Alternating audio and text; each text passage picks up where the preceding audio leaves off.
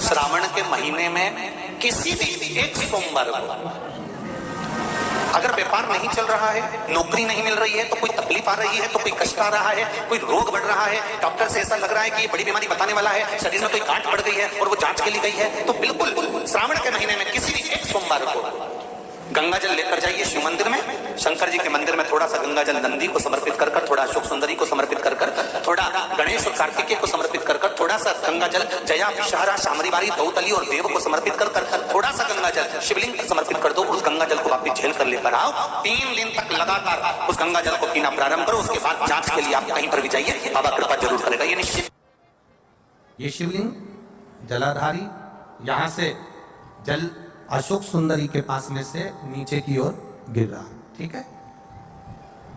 बेलपत्र नहीं है आपके पास चढ़ाने के लिए, मत चढ़ाओ। जल नहीं है चढ़ाने के लिए, मत चढ़ाओ। अक्षत नहीं है चढ़ाने के लिए, मत चढ़ाओ। पुष्प नहीं है शिव जी को चढ़ाने के लिए, मत चढ़ाओ। शमी पत्र नहीं है, मत चढ़ाओ। पर किसी शिवालय में, किसी शंकर के मंदिर में अगर तुम गए हो, तुम्हारे पास में कुछ भी नहीं है, जो भी भगवान का दर्शन तुमने किया है, तो यहां से जो पानी नीचे गिरता है, उस गिरने वाले स्थान पर मात्र अपने हाथ का 3 बार स्पर्श कर कर बाबा से दिल की बात कहकर आ जाओ, तो उनकी मुराद बाबा पूर्ण कर देता है। वो सहज प्रसंग है। पहला दिन एक बेलपत्र शिव को अपनी मनोकामना कर कर रोग धोग बीमारी तकलीफ कष्ट दूर करने के लिए शंकर के शिवलिंग पर अगर बन सके तो मंदिर में, आप लोग तो यहाँ हैं तो देवादिदेव महादेव कंकर शंकर को चढ़ाओ। और अगर बेलपत्र नहीं हो तो बेलपत्र जो चढ़ी हुई हो उसी को धोकर वापिस चढ़ाओ। वापिस। और सावन का महीना है, दिल से बाबा को जाए।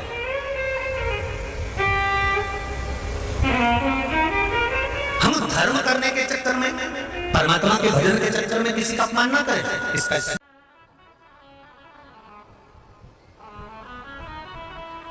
जब सारी दुनिया की ठोकर खा लो, सारी दुनिया के हाथ जोड़ लो, सारी दुनिया से निवेदन कर लो, और उसके बाद भी तुम्हारी दुख की घड़ी समाप्त नहीं हो, तब प्रयास करना। तुम्हारे घर में कोई गमला हो, कोई पौधा लगा हो, जो भी पौधा लगा हो, हम ये नहीं कहेंगे कि वो गुलाब का है कि गेंदा का है कि शमी का है कि बेलपत्री का है। जो पौधा तुम्हारे घर में लगा, जो पौधा, एक प्रयास करना। अभी सावन चालू हुआ है, अगर तुम्हें लगता है कि मेरी दुख का समय समाप्त नहीं हो रहा, मेरी दुख की घड़ी समाप्त नहीं हो रही, तो घर में रहने वाले जितने लोग आस्था चैनल पर कथा सुन रहे हैं, जितने फेसबुक यूट्यूब पर कथा सुन रहे हैं, और जितने पुष्कर राज की इस पावन धरा पर बैठकर कथा सुन रहे हैं, उनसे निवेदन करेंगे, श्रावण 2 सावन अब की बार हैं, एक अधिक मास का भी पड़ेगा और एक श्रावण ये पड़ेगा। ये जब 2 श्रावण पड़ते हैं तो इसमें हरि और हर का मिलन होता है, हरि और हर का मिलन, क्योंकि अधिक मास जो है वो भगवान पुरुषोत्तम का है, भगवान विष्णु का, और सावन के मध्य में अगर पड़ रहा है तो देवादिदेव महादेव के साथ भगवान हरि का मिलन हुआ है, इसलिए इसको हरिहर श्रावण कहते हैं। ये 2 महीने के श्रावण में अगर मान लो एक दिन आपका निकल भी गया, 2 दिन आपके छूट भी गए, कोई दिक्कत की बात नहीं। जो पेड़ तुम्हारे यहाँ लगाओ, जो पौधा तुम्हारे यहाँ लगाओ, जो वृक्ष तुम्हारे यहाँ लगाओ, जो क्यारा तुम्हारे यहाँ, कुंडी तुम्हारे यहाँ, उसी की मिट्टी को, उसी के पेड़ के नीचे, उसी पौधे के नीचे, उस मिट्टी को थोड़ा सा हाथ से उसको उठाकर एक लिंग की आकृति बना लें। उसमें जलाधारी बनाने की जरूरत नहीं, केवल लिंग की आकृति बनाकर उसी की पूजन वहीं कर कर, पानी चढ़ाकर 15 से 20 मिनट बाद अपना काम करने के बाद उसी को उसी मिट्टी में विसर्जन कर दें, अपनी कामना कर कर। देवादिदेव महादेव 2 महीने के बाद क्या देगा ये वही जान सकता है। वो क्या प्रदान करेगा ये उसके ऊपर।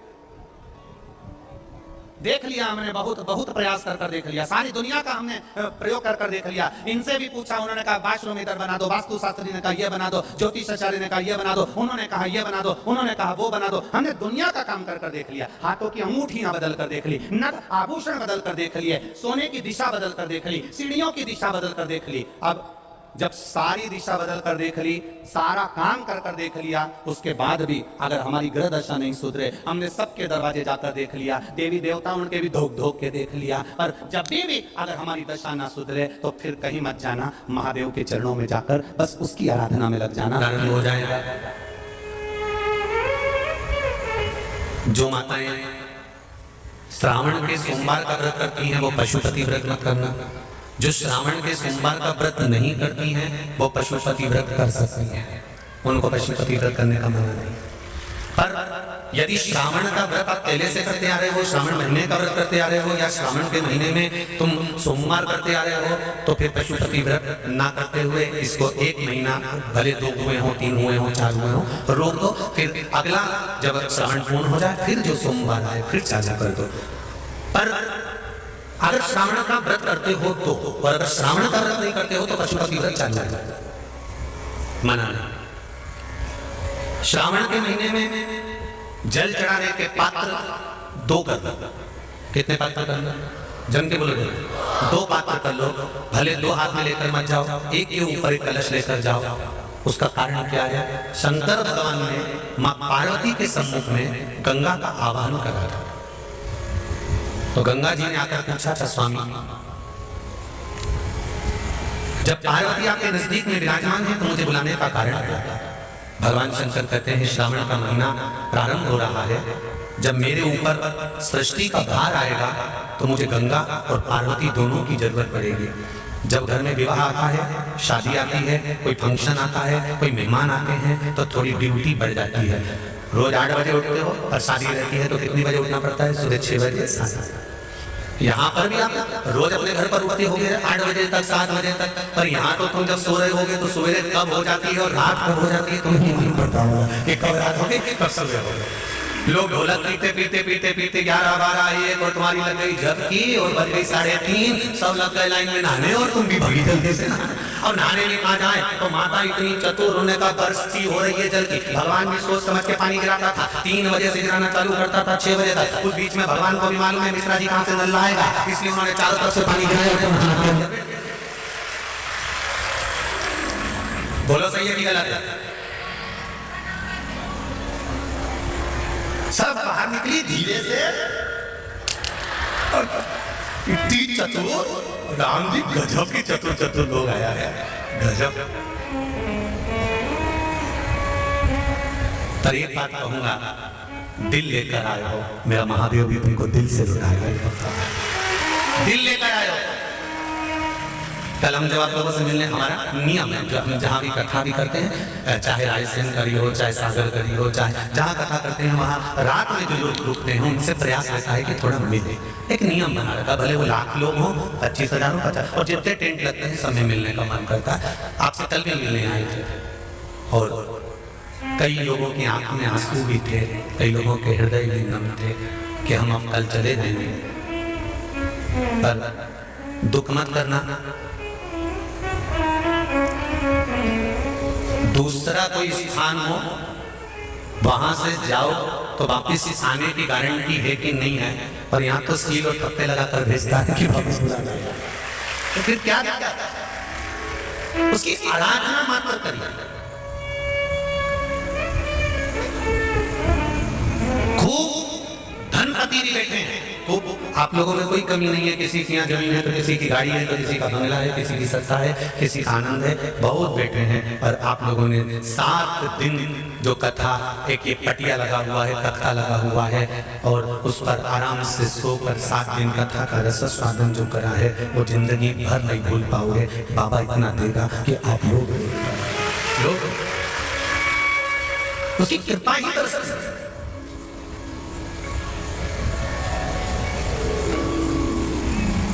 उसकी कृपा बिना कुछ नहीं, तेरी कृपा बिना न हिले एक भी अनु, लेते श्वास तेरी कृपा से तनो तनो।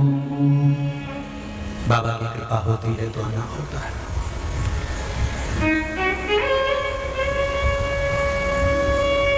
कोई नेपाल से, कोई झारखंड से, कोई उत्तराखंड से, कोई चेन्नई से, ना जाने कहां कहां से पधारे, कोलकाता से। शिव कृपा है। कावड़ का जल लेकर, हाथ में जल लेकर, जितने कदम चलकर हम शंकर के मंदिर तक या बेलपत्र के वृक्ष तक जाते हैं, जितने कदम चलते हैं उतने तीर्थ हम पार करके शिव के नजदीक पहुंच जाते हैं। उतने तीर्थ पार करकर सारे तीर्थ धाम आपके चरणों में, हे भोलेनाथ प्रणाम आपके चरणों में। सारे तीर्थ वहीं पर है, वहीं। पहले कथा में कहा 33 कोटि देवता शिव जी के शिवलिंग के पास। 33 कोटि, पूरा परिवार तो है ही। 33 कोटि देवता जहां से जल निकलता वहां विराजमान होते। तो देवता सब नहीं पारे तो बैकुंठ कहां होगा? ब्रह्मलोक, इंद्रलोक, जललोक, वरुण लोक, गरुण लोक, सारे वहीं। इसलिए शिव जी का मंदिर नहीं होता, शिवालय होता है। क्या होता है? शिवालय। शिवालय का मतलब होता है लय। लय मतलब इसमें विलीन हो जा। शिवा लय, इसमें समा जा।